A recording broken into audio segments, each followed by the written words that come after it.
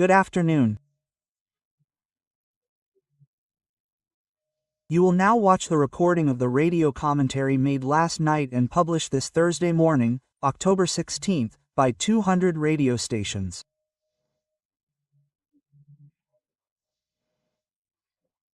Remember to subscribe and leave a like or dislike at the end.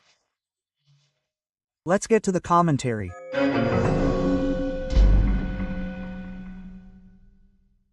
Good morning. It seems the Magnitsky law is having some effect on Minister Moraes.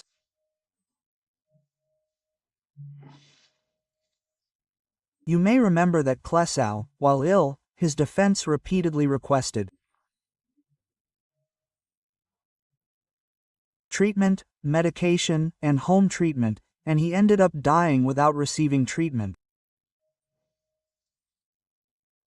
Now, Alexandre Aparecida da Silva, arrested on January 8, later went home wearing an ankle monitor, but she failed to comply. Then she was arrested in Varginha. Apparently, she didn't even prove she had breast lumps and depression, but her defense claimed this, and she's already going home to Paraguaçu, Minas Gerais. She'll be released from Varginha prison by Minister Moraes' decision, right? I imagine this woman is coming to Brasilia to participate in a demonstration. She didn't come to stage a coup, to overthrow the president, to put someone in his place. Well, she came to express her discontent and became a coup plotter, right, as the domesticated media calls it. And she's going home now.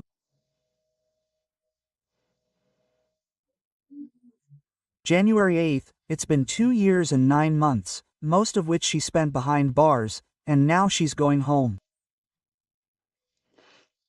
All this must have caused the depression and the lumps in her breast, right? This is irreversible. People, the post office, what a shame. The post office is asking the banks for 20 billion.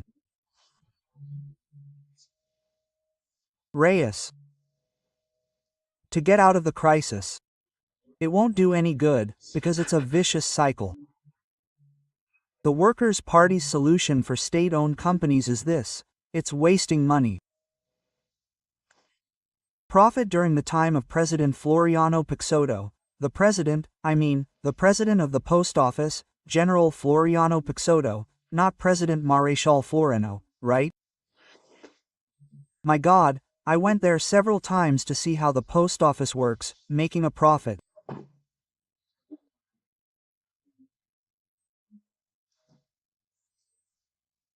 It was a company that operated there with everything controlled and monitored, with no waste, efficiency, productivity, and an exuberant delivery role, handling correspondence and goods.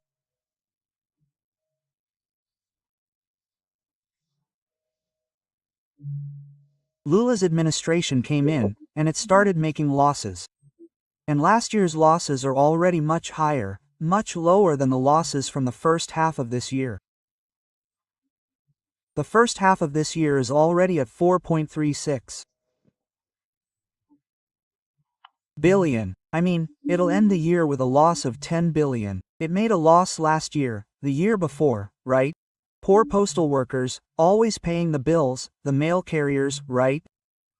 They're talking about voluntary layoffs because they don't even have the money to fire, right? Oh, my God, right?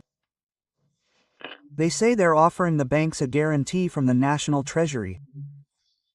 It's worth remembering that public debt is around 78% of GDP. They're calculating it differently. Well, I've been saying here that the Parliamentary Commission of Inquiry, CPMI, in the Senate is licking the hot soup around the edges, right? They want to shield everyone, but it's catching on. The Supreme Court rapporteur for this inquiry, Justice Andre Mendonça, has already blocked 390 million people from SINDNAP, the National Union of Retirees and Pensioners, whose vice is Lula's brother, who's not mentioned there, right? Fry Chico, it's a request from the federal police, right? It includes President Milton Batista de Souza Filho, a husband of the former president who died in 2023, João Batista in Inocentine, right? Well, so it's starting to get close, right, to paying. And finally, I wanted to mention an accident where a truck crashed into the back of another in a traffic jam in Curitiba. And the child, the driver's daughter, was in the seat next to it.